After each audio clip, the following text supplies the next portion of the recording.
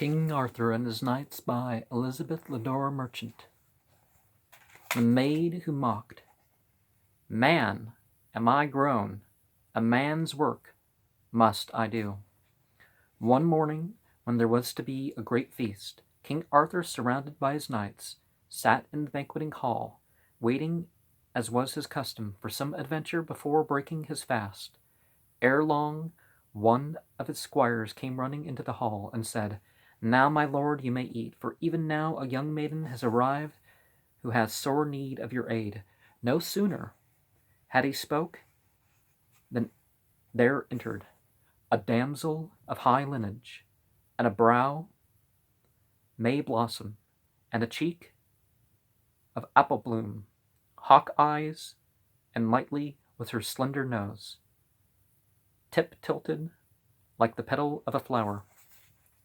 "How can you sit there, Sir King," she cried, wringing her hands, "when there is yet so much evil being wrought in your kingdom?" The king took her by the hand. "Be assured, maiden," he replied, "that neither I nor my valiant knights rest when there are wrongs to be righted or evil ones to be punished. What is your need and your name?" "My name is Lynette," said the maiden, "and I am nobly born. I have come to plead for a gallant knight, Sir Launcelot. I crave to come with me to the rescue of my sister, the Lady Lyonors, who is held prisoner by 4 evil knights in the Castle Perilous. 3 of these false knights, who dub themselves Morning Star, Noonday Sun, and Evening Star, guard the approaches to the castle.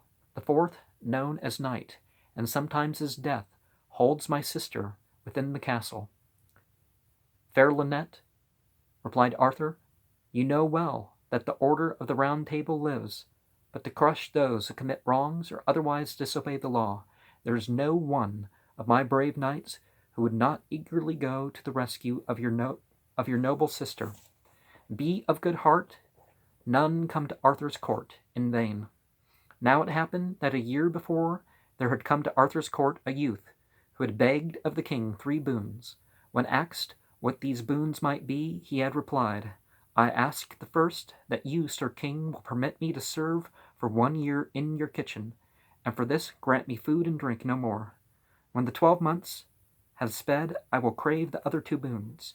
He was so handsome and tall, and bore himself so nobly, that the king suspected him of being well born, and at once granted his first request. The youth was placed in charge of Sir Kay, who at once displayed a great jealousy of him, calling him Fair Hands, because his hands were large and white and well formed, and losing no opportunity to scold and insult him. The youth, however, had in Sir Launcelot and Sir Gawain 2 good friends, who did him many a kind deed.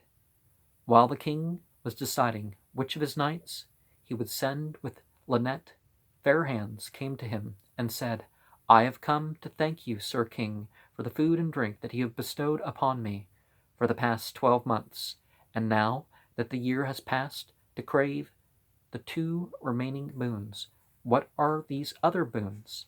said the king. "The first," replied Fair Hands, "is that I may have the honor of going to the rescue of this maiden's sister, and the second, that I may be made a knight by the great Sir Launcelot." The king smiled. "You shall have your requests, fair youth," he replied, "for truly you have served me well." The truth of the matter was that Fair Hands, whose real name was Sir Gareth, was the son of a great king who had at one time warred against Arthur and done him a great wrong.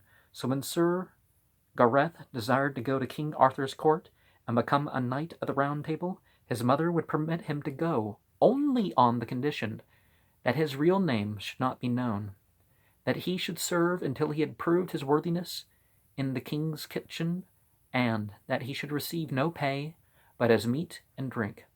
When the maiden heard what the king said to Sir Gareth, she was very angry. I asked.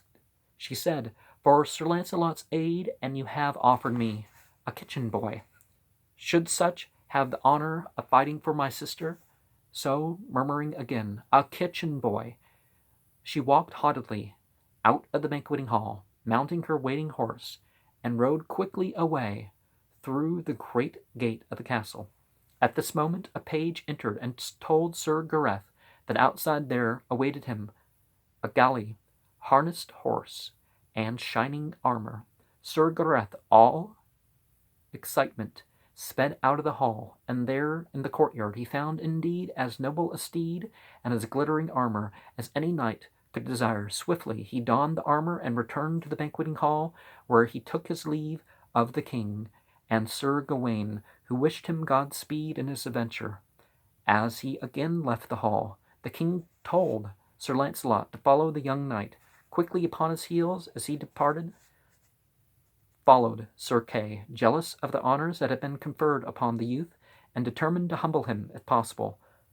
Once outside, Sir Gareth sprang upon his prancing horse and set out in pursuit of the departed maiden. He looked every inch a knight as he rode with grace, his plunging charger, his armor sparkling in the sunlight. But when he had at length overtaken Lynette and offered himself as her faithful knight, she replied with great disdain, "Come not near me, you still smell of kitchen grease, and, moreover, have a care of him who follows you."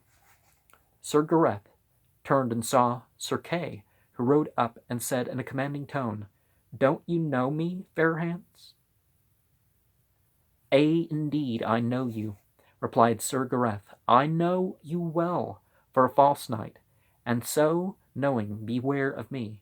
At this reply from his one-time servant, Sir Kay charged at him in a great fury, and would have unhorsed him with his spear, but Sir Gareth deftly turned aside the spear with his sword, and with a swift thrust wounded Sir Kay so sorely that he fell helpless from his horse. At this Sir Gareth turned to Lynette and said, "Lead, and I follow." The maiden touched her horse and set off at such great speed that Sir Gareth was put to the utmost to overtake her. At length her horse, exhausted by the wild race, was forced to halt. Then, as Sir Gareth drew up beside her, Lynette said bitterly, "Why do you so pester me, kitchen boy? Do you think this because by some trick you have bested your master I shall love you any the better?" "Maiden," said Sir Gareth gently, "ridicule and abuse me as you will, but my king has appointed me as your knight, and I shall not quit you until I have rescued your sister, the lady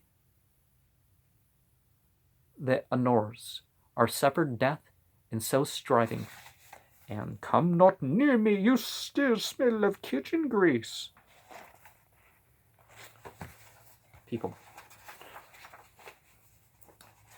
This reply made Lynette angrier than before, and she again started her horse and rode swiftly from him, plunging in her blind rage into the depths of a dense forest, so that Sir Gareth had to strive his utmost to keep her in view. At length, when Sir Gareth had finally come up with her, she said timorously, "Sir Kitchen Boy, I have, I fear, missed the road that is guarded by King Arthur's men. This wood I know to be full of thieves. Truly, you may yet have a chance to prove that you can really fight."